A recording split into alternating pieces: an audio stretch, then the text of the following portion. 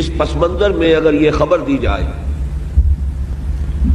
کہ اس دنیا میں عالمی سطح پر نظام خلافت قائم ہوگا تو یہ بات بظاہر بہت عجیب معلوم ہوتی ہے۔ ز عشق تاب صبوری ہزار فرسنگ گشت، بہت دور کی بات، انہونی سی بات، ناقابل قیاس بات۔ لیکن میں یہ چاہتا ہوں کہ یہ جو صدی ہے 20ویں صدی عیسوی جو اب اختتام کو پہنچا چاہتی ہے، اس کے جو عجائبات ہیں، ایسے واقعات کے جو اس صدی میں رونما ہوئے ہیں، اگر ایک طائرانہ نگاہ ان پر ڈال لی جائے تو واقعہ یہ ہے کہ اندازہ ہوتا ہے کہ جب اس صدی میں یہ سب کچھ ہوا تو یہ دوسری بات بھی محال نہیں ہے، ناممکن نہیں ہے۔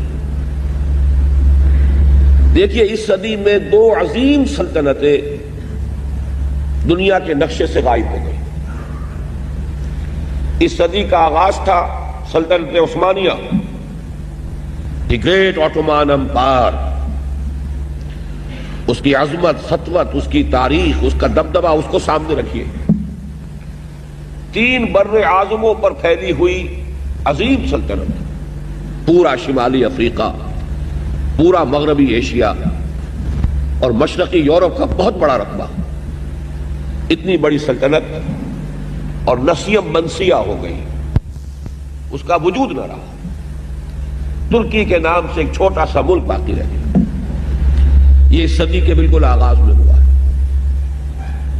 صدی کے اختتام کے قریب آ کر great Soviet Union, one of the 2 super powers, اس کا رقبہ، اس کا دبدبہ، اس کی سطوت، اس کی شوکت، اس کا رعب امریکہ کو لالے پڑے ہوئے تھے، اس لیے کہ فضائی پروگرام میں، خلائی پروگرام میں وہ امریکہ سے بہت آگے تھے۔ لیکن یہ کہ دیکھتے ہی دیکھتے جیسے برف پگھل جاتی ہے، ایسے اس کا وجود اب دنیا کے نقشے سے ختم ہو گیا، اور یہ 2 سلطنتوں کا دنیا کے نقشے سے غائب ہو جانا اس صدی میں ہوا۔ اور کوئی عجب نہیں کہ ایک تیسرا واقعہ ابھی اسی صدی میں رونما ہو جائے، جس کے آثار شروع ہو چکے ہیں۔ اس وقت کی سول سپریم پاور، اب وہ one of the super powers نہیں ہے، سول سپریم پاور امریکہ، دراڑیں پڑ چکی ہے، زوال کے آثار سامنے ہیں، اور کوئی عجب نہیں کہ اس صدی کے خاتمے سے پہلے پہلے اس کا بھی وہی حشر ہو جائے جو سوویت یونین کا ہماری نگاہوں کے سامنے ہوا ہے۔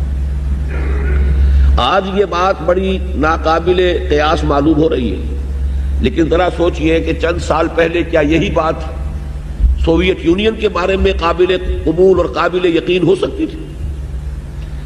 لیکن تاریخی حقائق کو دیکھیے، قل سیروا فی الارض، زمین میں گھومو پھرو، تو یہ کہ عجائب بات ہے اس صدی کے۔ میں یہ سمجھتا ہوں کہ پوری انسانی تاریخ، جتنی کچھ ہمیں معلوم ہے، وہ 4-5 ہزار سال سے زیادہ کی تاریخ نہیں ہے۔ اس میں کوئی صدی ایسی نہیں آئی ہے جیسی یہ 20ویں صدی عیسوی، جتنے عظیم واقعات اس ایک صدی میں رونما ہوئے ہیں، وہ شاید 1,000 سال میں بھی رونما نہ ہوئے ہو اس سے قبل۔ اسی طریقے سے 2 عظیم جنگیں جنہیں ورلڈ وارز کہا گیا، عالمگیر جنگ، پہلی جنگ، دوسری جنگ، کروڑوں انسان قتل ہوئے ہیں دونوں جنگوں میں، ملکوں کے ملک تہس نہس ہوئے، یہ ہوا ہے بالفعل۔ تو کون سے تعجب کی بات ہے کہ وہ جنگ جس کی خبر دی گئی ہے احادیث میں، اس کے لیے کہ لفظ ہے الملحمۃ العظمی، عظیم ترین جنگ، جس کے لیے بائبل میں بھی جو اس کا آخری باب ہے ریویلیشنز، اس میں آرمگیڈون کا لفظ موجود ہے۔ حضرت مسیح علیہ السلام کے یہ حواری حضرت یوحنا، یہ ان کے مکاشفات ہیں، ریویلیشنز، اور ان میں تذکرہ موجود ہے، ایک بہت عظیم جنگ ہے۔ اور عربی سے جن کو واقفیت ہے، الملحمۃ العظمی، عظمی جو ہے افعل التفضیل کا صیغہ ہے، سب سے بڑی جنگ، تاریخ انسانی کی عظیم ترین جنگ جس کی خبر دی گئی ہے۔ اور کوئی عجب نہیں کہ اس صدی کے خاتمے سے پہلے پہلے وہ جنگ بھی واقع ہو جائے۔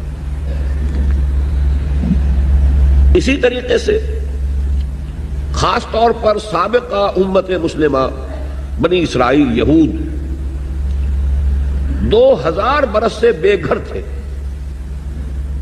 بے خانمہ، برباد، ڈائسپورا، کوئی گھر نہیں، کوئی ملک نہیں، در بدر کی ٹھوکریں کھانے والی قوم۔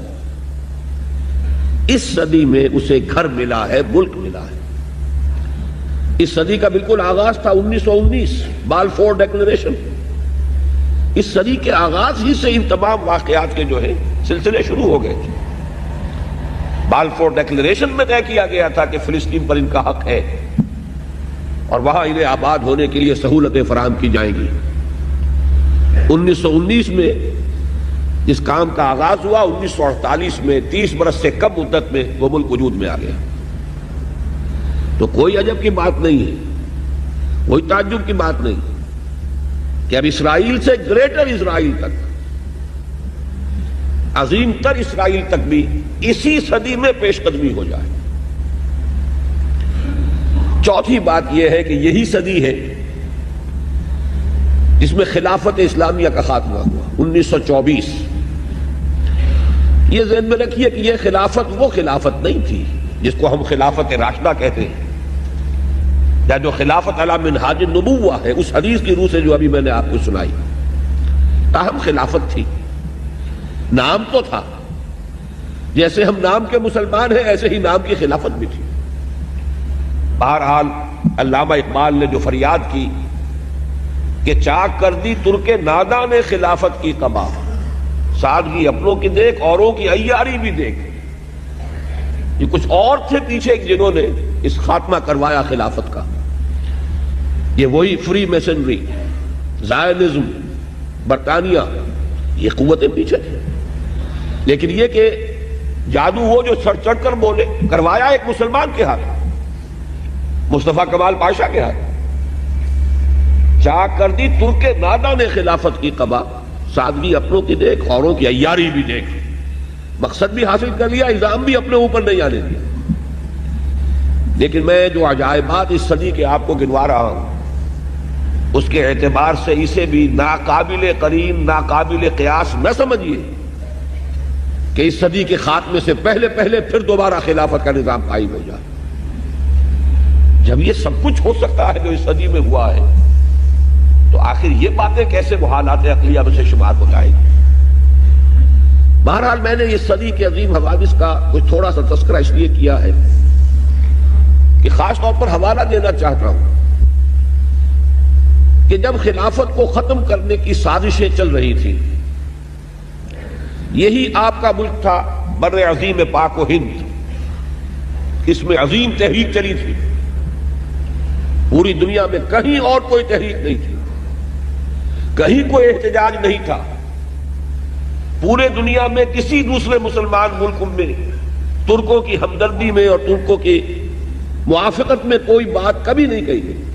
پورا عالم عرب تو ویسے ہی ترکوں کا دشمن ہو چکا تھا، انگریزی استعمار نے قومی نفرت کے بیج بو دیے تھے، لیکن یہ کہ بقیہ بھی تو پورا عالم اسلام ہے۔ عالم عرب تو اس ملت اسلامیہ کا 1/5 بھی نہیں ہے، باقی 4/5۔ اس میں نوٹ کر لیجئے صرف یہ بر عظیم پاک و ہند ہے کہ جس میں تحریک چلی، تحریک خلافت، اور کس شد و مد سے چلی، کس زور شور سے چلی۔